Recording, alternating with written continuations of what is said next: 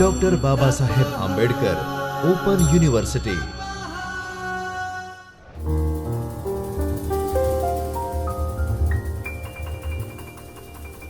નમસ્કાર વિદ્યાર્થી મિત્રો, ડૉક્ટર બાબા સાહેબ આંબેડકર ઓપન યુનિવર્સિટીના ચેતનને સ્ટુડિયોમાંથી હું Rohit Parmar, department of library information science તરફથી આપ સર્વે વિદ્યાર્થી મિત્રોનું આ વિડીયો લેક્ચરમાં સ્વાગત કરું છું।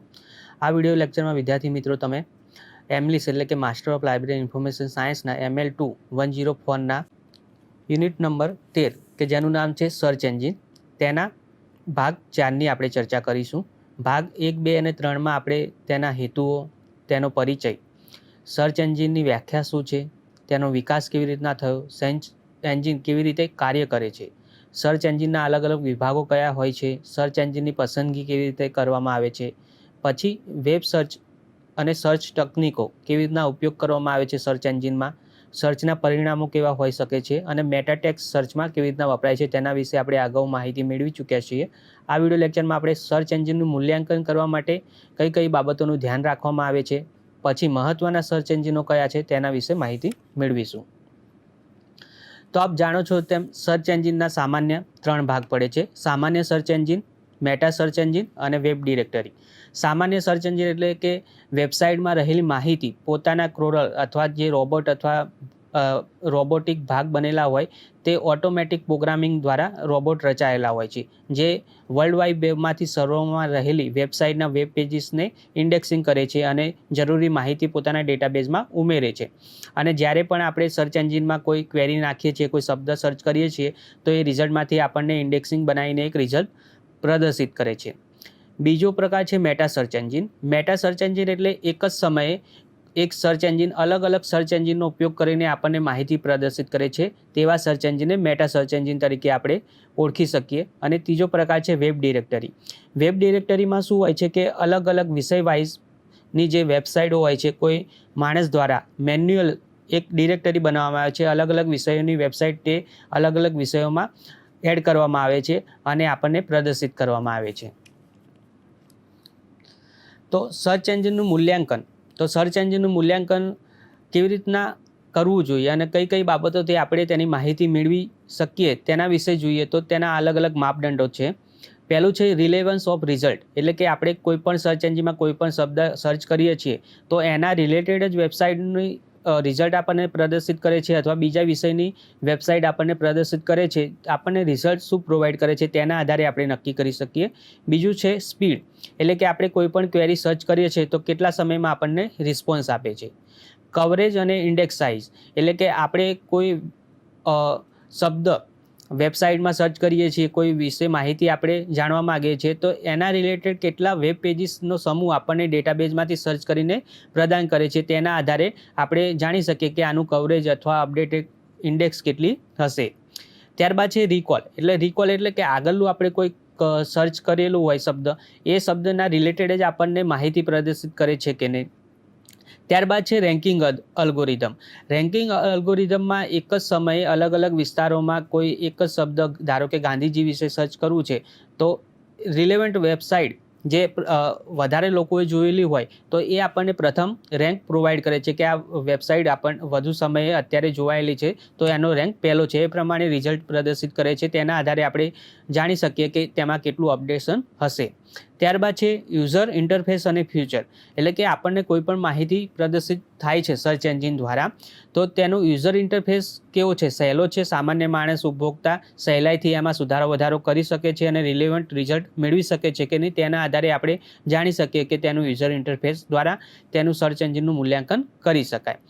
ત્યારબાદ છે ફ્રેશનેસ અને અપડેટ ફ્રિકવન્સી, એટલે કે કોઈ પણ સર્ચ એન્જિન છે તો તેના એક ડેટાબેઝ બનેલો હોય છે, તો એ ડેટાબેઝમાં જે રોબોટ હોય છે, ક્રોરલ હોય છે, એમાં એક પ્રોગ્રામિંગ કરેલું હોય છે કે સમયાંતરે અલગ અલગ જે વર્લ્ડ વાઇડ વેબમાં વેબ પેજીસ હોય તેનું અપડેશન ચાલુ કરે, તે વેબસાઇટ ચાલુ છે કે બંધ તેના આધારે પોતાના ઇન્ડેક્સમાં એ અપડેશન કરે, તો તે અપડેટ ફ્રિકવન્સી છે કે નહીં તેના આધારે આપણે તેનું મૂલ્યાંકન કરી શકીએ છીએ। અને પ્રાઇવસી અને સિક્યુરિટી, એટલે કે કોઈ પણ ઉપભોક્તા યુઝર છે સર્ચ એન્જિનમાં કોઈ શબ્દ સર્ચ કરે છે તો તેની કેટલી પ્રાઇવસી તે સર્ચ એન્જિન જાળવે છે કે તેનું લોકેશન છે, તેનું IP એડ્રેસ છે તે ડિક્લેર કરે છે કે ઓફલાઈન હોય છે કાં તો ડિક્લેર કરતું નથી, તે આધારે પ્રાઇવસી અને સિક્યુરિટીના આધારે આપણે તેનું મૂલ્યાંકન કરી શકીએ છીએ. હવે આપણે એક ચાર્ટ આપેલો છે, તેના આધારે આપણે જોઈ શકીએ છીએ કે જે જરૂરી મુદ્દા છે કે આ રિલેવન્સ રિઝલ્ટ પ્રદાન કરે છે કે નહીં, તેની સ્પીડ શું હોય છે, રિસ્પોન્સ ટાઈમ સર્ચ એન્જિનનો, ત્યારબાદ કવરેજ એટલે કે કેટલો ડેટા કવરેજ કરે છે, તેની પ્રાઇવસી, યુઆઈ ફીચર જે અત્યારે પ્રખ્યાત સર્ચ એન્જિનો વધુ ઉપયોગ થઈ રહ્યા છે તેનો એક ચાર્ટ આપેલો છે. તો આપ જોઈ શકશો કે ગૂગલ અને ડકડકગોમાં, તો ગૂગલમાં પ્રાઇવસી જોશો તો તેની લો છે, પરંતુ રિલેવન્સ અને સ્પીડ જોશો તો ફાસ્ટ છે, અને ડકડકગોમાં જે પ્રાઇવસી છે એ આપણને હાઈ પ્રદાન કરે છે અને સ્પીડ તેની ફાસ્ટ છે અને યુઆઈ ફીચર પણ ગુડ છે. અને ગૂગલમાં યુઆઈ ફીચર સૌથી વધારે સામાન્ય ઉપભોક્તા યુઝર પણ એક્સેસ કરી શકે તે પ્રમાણના હોય છે.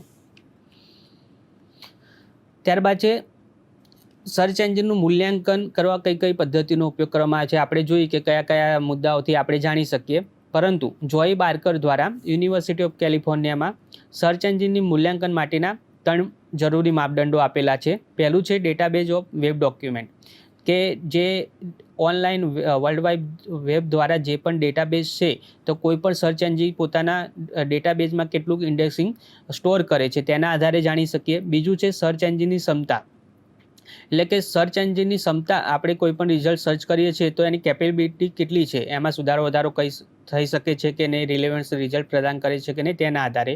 અને પરિણામોનું પ્રદર્શન, આપણે વાત કરી કે રિઝલ્ટ ડિસ્પ્લેનું પરિણામ કેવું હોય છે, તો તેના વિશે માહિતી જોઈએ. પહેલું છે ડેટાબેઝ ઓફ વેબ ડોક્યુમેન્ટ.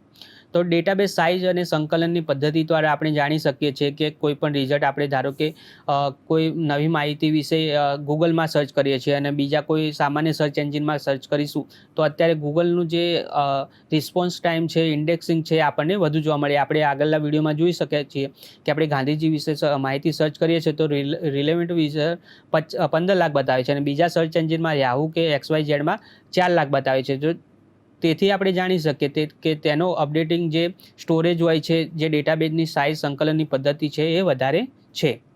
તો પહેલું છે સર્ચ એન્જિન તેની પાસે કેટલા દસ્તાવેજ હોવાનો દાવો કરે છે. આપણે જાણ્યું કે તેમાં રિઝલ્ટમાં કેટલો અપડેશન આપણને રિઝલ્ટ પ્રદાન કરે છે. બીજું છે જે તે સર્ચ એન્જિનનો ઉપયોગ કરીને કુલ વેબમાંથી કેટલું સર્ચ કરી શકાય છે. અને ત્રીજું છે ઇન્ડેક્સને કેવી રીતે સંકલિત કરેલી છે, એકત્રિતની પદ્ધતિ કેવી છે, સ્વયં સંચાલિત રીતે માનવ દ્વારા. એટલે કે કોઈ પણ સર્ચ એન્જિન છે, તો આપણે વાત કરી કે સર્ચ એન્જિનનું ડેટાબેઝ છે એ પોતામાં રહેલા ક્રોરલ અથવા રોબોટ દ્વારા જે પ્રોગ્રામિંગ થયેલું હોય છે એ ઓટોમેટિક પોતાનું ડેટાબેઝ અપડેટ કરતા હોય છે. અને અમુક સર્ચ એન્જિનમાં મેન્યુઅલી તેનું સર્ચ એન્જિનમાં જે અપડેશન હોય છે, ડેટાબેઝ અપડેટ કરવામાં આવે છે. તો આપણે માહિતી મેળવીશું કે ઓટોમેટિક હોય તો તેનું પ્રદાન વધારે હશે, એટલે કે ડેટાબેઝની સાઇઝ વધારે હશે, માનવ દ્વારા હશે અને ડેટાબેઝની સાઇઝ ઓછી હશે. તો તેના આધારે આપણે અંદાજો લગાવી શકીએ કે સર્ચ એન્જિનનું મૂલ્યાંકન કેવી રીતના થઈ શકે. ત્યારબાદ છે આપણે વાત કરી કે ડેટાબેઝ છે એ અપટુડેટ છે કે નહીં, ઇન્ડેક્સિંગ બરાબર કરેલું છે કે નહીં, તેનું વ્યાપનું ક્ષેત્ર એટલે કે કેટલા વેબ પેજ સંકલિત કર્યા છે, ટેક્સ્ટની સંપૂર્ણતા, એટલે કે આપણે જે કોઈ શબ્દ સર્ચ કરીએ છીએ તો આપણને રિલેવન્ટ વેબસાઇટો બતાવે છે, તો તેમાં એ સંપૂર્ણ સર્ચ શબ્દ છે એ સમાયેલો છે કે નહીં, કે એના અલાવા બીજા કોઈ, ધારો કે 3 શબ્દો અલગ અલગ હોય તો એક જ શબ્દ રિલેટેડ રિઝલ્ટ દર્શાવતા હોય છે અમુક સર્ચ એન્જિન, તો એના પરથી આપણે જાણી શકીએ કે કેવું રિઝલ્ટ પ્રદાન કરે છે. ત્યારબાદ છે સમાવિષ્ટ દસ્તાવેજોના પ્રકાર અને ઝડપ અને સુસંગતતા. બીજું છે સર્ચ એન્જિનની ક્ષમતા, એટલે કેપેબિલિટી ઓફ સર્ચ એન્જિન. તો સર્ચ એન્જિન સ્પાઈડર પાસવર્ડ સુરક્ષિત સાઇટને એક્સેસ કરી શકે છે કે નહીં. એટલે આપણે વાત કરી કે કોઈ પણ સર્ચ એન્જિનનો જે રોબોટ હોય, ક્રોલર હોય, પ્રોગ્રામિંગ કરેલો હોય, તો એ વર્લ્ડ વાઇડ વેબમાં રહેલા બધી જ વેબસાઇટોનો ઇન્ડેક્સિંગ કરે છે અને પોતાના ડેટાબેઝમાં સ્ટોર કરે છે. તો અમુક એવી વેબસાઇટ હોય છે જેમાં કૂકી અલાઉ કરવી પડે છે, તો આવી વેબસાઇટ જે પાસવર્ડ સુરક્ષિત હોય તેને એ ઇન્ડેક્સિંગમાં સમાવેશ કરે છે કે નહીં, તેના આધારે તેની ક્ષમતાનું મૂલ્યાંકન કરી શકાય. બીજું છે ફ્રેમ લિંક અને ઇમેજ મેપને અનુસરવા સ્પાઈડર શક્તિમાન છે કે નહીં. સર્ચ એન્જિન ક્યાં નથી પહોંચી શકતું, એટલે કે તેનો વ્યાપ કેટલો ત્યાં પહોંચી શકે છે કે નહીં. દરેક સર્ચ એન્જિન આપણને કેટલા ચાવીરૂપ શબ્દોમાં પ્રવેશવા દે છે અને તેમના પર સર્ચ કરવા દે છે, તેના આધારે તેનું મૂલ્યાંકન કરી શકાય. પછી આપણે જે સર્ચ એન્જિનમાં કોઈ માહિતી સર્ચ કરી છે, જે રિઝલ્ટ આપણને પ્રદાન કર્યું છે, તેમાં આપણે સુધારા વધારા કરી શકીએ છીએ કે નિયંત્રણ કરી શકીએ છીએ કે નહીં, તેના આધારે તેનું મૂલ્યાંકન કરી શકાય. ત્યારબાદ છે મુખ્ય શોધ અને વિષય અને નિયંત્રણ. એટલે કે આપણે વાત કરી કે સર્ચ એન્જિનમાં આપણે કોઈ પણ શબ્દ સર્ચ કરીએ છીએ તો તેનું રિલેવન્ટ રિઝલ્ટ પ્રદાન કરે છે. ત્યારબાદ તેમાં નિયંત્રણ કરી શકાય છે કે નહીં, સુધારા વધારા બીજો શબ્દ ઉમેરી શકાય છે કે નહીં, અથવા કોઈ શબ્દ રિમૂવ કરી શકાય છે કે નહીં મેન્યુઅલી, તેના આધારે તેનું મૂલ્યાંકન કરી શકાય. એડવાન્સ શોધ વિકલ્પો અને નિયંત્રણ. એટલે કે ચોક્કસ ક્ષેત્રને સર્ચ કરવા માટે તમે શબ્દોને નિયંત્રિત કરી શકો છો કે નહીં, જેમ કે દસ્તાવેજનું ટાઇટલ. જુદા જુદા ક્ષેત્રો માટે જુદા જુદા શબ્દોને નિયંત્રિત કરી શકો છો કે નહીં. પછી કોઈ આપણે માહિતી શોધવી છે તો પર્ટિક્યુલર URL હોય કે ગવર્મેન્ટ વેબસાઇટ છે .gov, કોઈ એજ્યુકેશનલ વેબસાઇટ છે .edu, તો તેને રિલેટેડ જ એ વેબસાઇટનો જ આપણને સર્ચ રિઝલ્ટ બતાવે કે નહીં, તેના નિયંત્રણ કરી શકીએ છીએ કે નહીં, તેના આધારે એન્જિનની ક્ષમતા આપણે મૂલ્યાંકન કરી શકીએ. પછી સામાન્ય નિયંત્રણ અને લક્ષણો. એટલે કોમન અથવા સ્ટોપ વર્ડ પર સર્ચ કરતી વખતે વધારે શું આપણે ધ્યાન રાખવું જોઈએ. પછી અગાઉના પરિણામો જ આપણે એમાં વધારો કરી શકીએ છીએ કે નહીં, કોઈ એન્ડ કરીને કોઈ બીજો શબ્દ ઉમેરીને વધારે રિઝલ્ટ પ્રદાન કરી શકીએ છીએ કે નહીં, તેના આધારે તેનું મૂલ્યાંકન કરી શકાય. પછી રેન્કિંગ અને ડિસ્પ્લે. એટલે આપણે વાત કરી કે કોઈ પણ આપણે શબ્દ સર્ચ કરીએ છીએ તો જે સર્ચ એન્જિન હોય છે તે રેન્કિંગના આધારે આપણને રિઝલ્ટ પ્રદર્શિત કરે છે કે નહીં. પછી તેનું જે UI ઇન્ટરફેસ હોય છે જે સમજવા લાયક અથવા સમજી શકીએ સરળતાથી, અને તેમાં આપણે એડ અથવા બીજી કોઈ નિયંત્રણ કરી શકીએ કે નહીં, તેના આધારે તેનું મૂલ્યાંકન કરી શકાય. હવે ઇમેજમાં આપણે જોઈ શકો છો કે જે પ્રખ્યાત સર્ચ એન્જિનો છે તેનો અત્યારે યુઝર જે એક્સેસિબિલિટી છે, કેટલા યુઝરે વધારે પ્રમાણમાં ઉપયોગ કરે છે તેનો ચાર્ટ આપેલો છે. તો ગૂગલ, યાહુ સૌથી વધારે ઉપયોગ થાય છે અત્યારના સમયમાં. આનાથી પણ વધારે ગૂગલનો ઉપયોગ હોઈ શકે છે. હવે આપણે જોઈએ કે જે સર્ચ એન્જિનના પ્રકાર છે, સામાન્ય search engine, meta text search engine, વિષય ડિરેક્ટરીના સર્ચ એન્જિન, એ કયા કયા છે. તો મૂળભૂત સર્ચ એન્જિનની વ્યાખ્યા જોઈએ તો સામાન્ય સર્ચ એન્જિનો ગૂગલ છે, MSN છે, અલ્ટા વિસ્ટા છે, લાઇકોસ છે, એક્સાઇટ સર્ચ છે, જે સામાન્ય સર્ચ એન્જિનમાં તેનો સમાવેશ થાય છે. ત્યારબાદ છે વેબ ડિરેક્ટરી. તો યાહુ અત્યારે સર્ચ એન્જિનમાં એનો સમાવેશ થાય છે, પરંતુ જ્યારે યાહુની શોધ થઈ હતી ત્યારે તે વેબ ડિરેક્ટરી તરીકે તેની શોધ થઈ હતી, અને ત્યારબાદ અત્યારે તેનો સામાન્ય સર્ચ એન્જિન તરીકે પણ ઉપયોગ થાય છે અને વેબ ડિરેક્ટરી તરીકે પણ ઉપયોગમાં લઈ શકાય છે. ત્યારબાદ છે લોકસ્માર્ટ ડીમોઝ, એટલે કે ઓપન ડિરેક્ટરી પ્રોજેક્ટ. એનો આપ સ્ક્રીનશોટ જોઈ શકો છો. તેમાં ડિરેક્ટરીમાં આર્ટ્સ, ગેમ, કિડ્સ અને રેફરન્સ રિલેટેડ, એટલે કે અલગ અલગ ડિરેક્ટરી સબ્જેક્ટ વાઇઝ આપણે કોઈપણ વેબસાઇટ સર્ચ કરી શકીએ છીએ.